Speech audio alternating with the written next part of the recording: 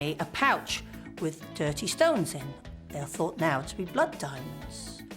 In the middle of the night, knock, knock, knock, 2 men appear at her door. They present her with something. They say, "This is a gift for you." She doesn't open it. Of course not. Who does? She'd probably put it in her pile of gifts. The other stuff that she'd be given, like a mermaid's tail. It was important for the War Crimes Court to associate Charles Taylor with these blood diamonds. But she turned up late to the court as well. She flounced in late.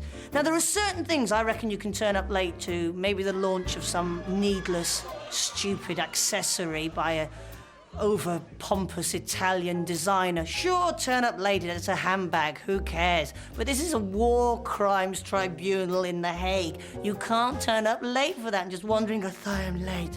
Sorry, I'm busy person. These mobile phones don't throw themselves." I mean, I've been to The Hague, and I gotta tell you, it's probably the worst cheese toastie I've ever had. It is a very dreary place. In itself, it's very boring.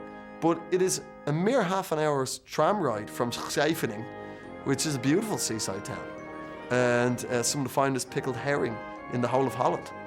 So you think she could have gone out of her way to at least save little children from genocide, but clearly not. Her very words were, "I didn't really want to be here." I didn't really want to be here, so I was made to be here. That's called a subpoena, love. So obviously I'm just like wanting to get this over with and get on with my life. This is a big inconvenience for me. I'm sure that children of West Africa can relate to that as they try and make wicker baskets out of their stumps. Yeah. Still to come, a mountain exploding. And a mountain exploding. You can see my belly, and we can all see you dying right now. Welcome back to the 50 funniest moments of 2010. Those of you who've just staggered back from drowning your sorrows will have missed this. And this. Don't tell me what I think. But you're in luck, because this is coming up. Clegg ripping open his gingham shirt one day in the Houses of Parliament, just going, "Damn it, I don't know how to quit you!" It's Saturday, the 12th of June, 2010. England are about to open the scoring in their World Cup campaign. Unmissable. Here's Steven Gerrard! Unless you're watching on ITV1 HD, in which case you're watching a Hyundai advert. Hey! England score so rarely these days that you can't afford to fucking miss when they do actually score, so that's just stupid. What a great start from England. It's a terrific goal from Steven Gerrard. I want this stressed that because I work for Channel 4 and the BBC and have no connection with ITV whatsoever, I don't want viewers thinking that it's just a cheap attempt for me to slag off the stupidity of some stupid people who let down an entire nation of football fans. Shame on you, ITV. And next, Houston has a problem. Whitney Houston, that is. Giving the most dreadful performance of her life.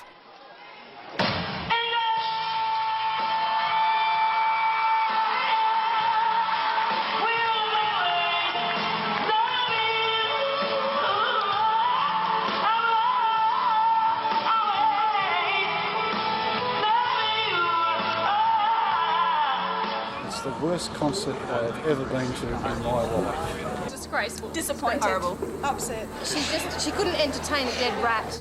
I don't know about Australian dead rats, but over here, they're what we call a tough audience. I don't know why people are moaning about Whitney Houston's bad performance on her latest tour. You know, she is a recovering crack addict. What did you expect? I think Whitney Houston must have kind of looked at Amy Winehouse and thought, that's what the kids want these days. I'll just get totally out of it and just talk for ages, then disappear for huge sections of the gig, come back, forget the lyrics, go out of tune. Brilliant. Unfortunately, Whitney did not serve it that night, and she had a scratchy throat from God knows what reasons. Who knows? I love the fact that Whitney blamed the air conditioning for her voice not being able to reach the top notes. I wish we could all do that. Sorry, I haven't done any work today. The air conditioning is just making my brain not be able to work properly. I thought it was absolutely brilliant. Thankfully, Whitney has fans in Taiwan who can show her how it's done.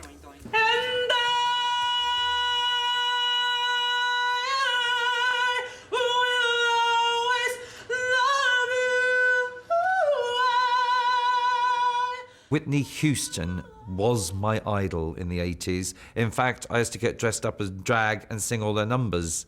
Not as well as she did, but I can tell you what, I can sing them much better than she can now, that's for sure. And now, a hilarious moment involving a swan, a cat, and some cheap tools. The cat story didn't surprise me at all. I just like the fact that he kind of got in that he went to Asda. It was almost after a sponsorship deal because he went to Asda to get something. In April, Graham Swan's novel defence for driving over the limit was he had to dash to Asda to get screwdrivers to rescue his cat, who had inexplicably become lodged under floorboards.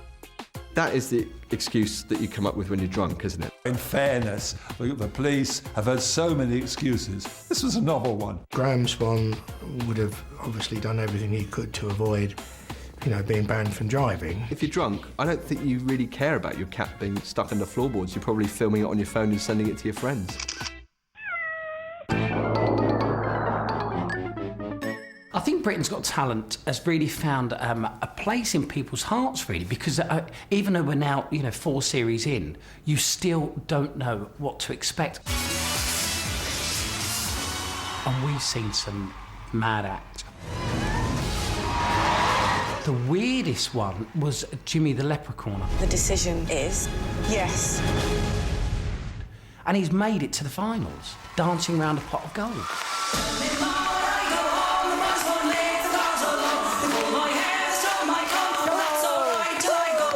I think the lucky thing for Jimmy the Leprechaun is it was the only time Simon Cowell has not been very well. And we had to bring in a new judge, which was Louis Walsh. 1,000,000% yes.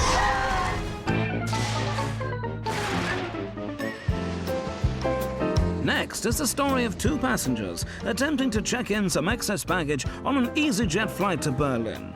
And by excess baggage, I mean a dead body. Mr. Durant was a German national, but he'd lived here in Oldham for several years. On Saturday, his wife Gitta and his stepdaughter Anka put him in a taxi for the 40-mile trip to Liverpool's John Lennon Airport to catch a flight to Berlin. The women insist that when he left here, he was alive. So the German family who smuggled their dead grandfather onto a flight to take him on holiday, I think they probably just watched Weekend at Bernie's, and we're trying to recreate that. It is said that the 2 women pushed him here through the airport terminal, that he was slumped in his wheelchair and his face was shielded by his sunglasses, and that they said he was just sleeping when staff here began asking questions. Bound for Berlin with 3 tickets booked, they were arrested when doctors said Kurt had been dead for a day. It wasn't that, he was alive. What the people say, it's not right. But there was a happy ending. No charges were brought, and their dad didn't have to fly EasyJet, the lucky fucker.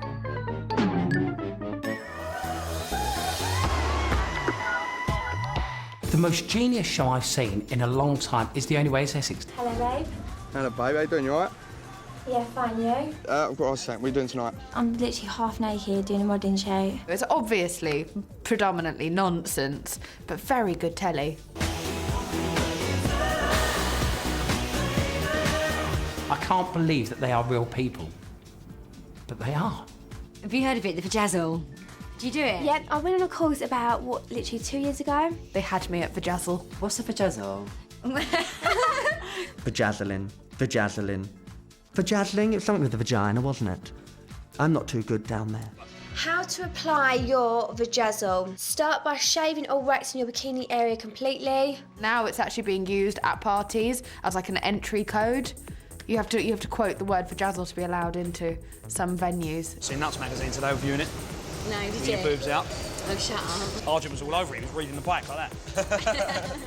It's been crazy, really. Like when you go further out, like the Bristols, Manchester, Liverpool, it's just crazy. All like screaming girls and picture like hundreds of photos, everything. But He loves it. When we're in a club, you enjoy the girls' attention. I don't mind having a few photos and people saying nice things about me. Yeah, I don't mind. I don't really like it. Enjoy my life. I'm out 3 times a week boozing. It's a 23-year-old's dream, isn't it? They think the only way is Essex, like this is the only way to live your life. This is the only way to be, is Essex. I don't think they're being ironic, though. I think they mean it.